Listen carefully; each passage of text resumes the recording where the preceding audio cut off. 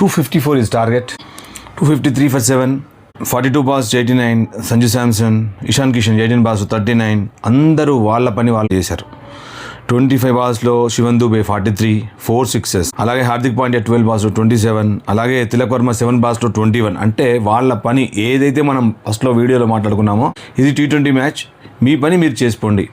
ఎవరో ఒకరు ముందుకు తీసుకెళ్తారు, ఆ పని మాత్రం మరి సంజు శాంసన్ చేశారు. కానీ ఆలోచన చేస్తే సంజు శాంసన్ కనీసం సెంచరీ అయ్యేది, ఒక అద్భుతమైన సెంచరీ అయ్యేది. But too good, extraordinary. ఎవరి కోసం ఇతన్ని ఇన్ని రోజులు పక్కన పెట్టారు? అద్భుతంగా సాగుతున్నది అతని ఓపెనింగ్ బ్యాటింగ్, చాలా చక్కగా ఆడుతున్నాడు.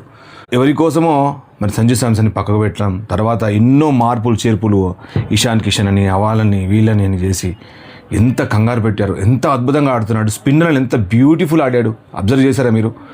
ఆదిల్ రషీద్ లూజ్ బాల్ వేస్తేనే పనిష్ చేశాడు.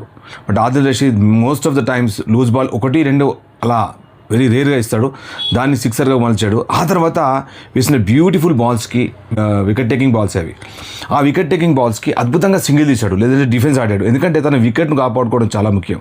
అది సంజు శాంసన్ ఎంత బ్యూటిఫుల్గా పేస్ చేశాడు, ఎక్సలెంట్గా.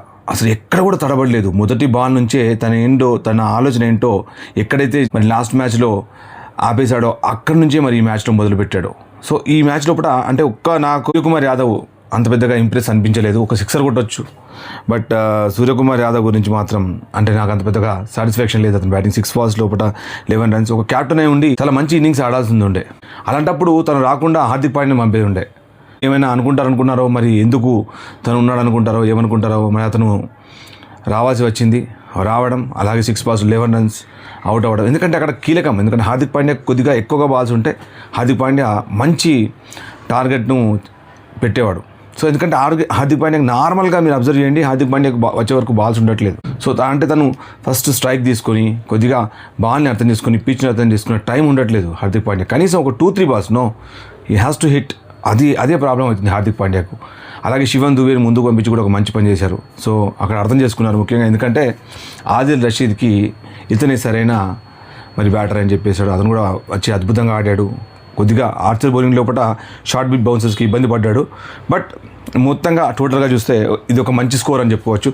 సో ఎందుకంటే ఇంగ్లాండ్లో కూడా భారీ హిట్టర్స్ ఉన్నారు. బట్లర్ ఉన్నాడు, సో అలాగే ఇంగ్లాండ్లో కూడా చాలా మంచి బ్యాటర్స్ ఉన్నారు. బెత్తెల్ ఉన్నాడు, బ్యాంటన్, బ్రూక్, అలాగే ఆరన్ జాక్స్, లియామ్ డాసన్ కూడా అందరు కూడా బ్యాటర్సే. ముఖ్యంగా అందరికంటే మోస్ట్ డేంజరస్ అంటే ఫిల్సార్డ్ అండ్ బట్లర్. ఎందుకంటే వీళ్ళు IPL ఆడుతూ ఇండియా పిచ్ల మీద మంచి అవగాహన ఉంది.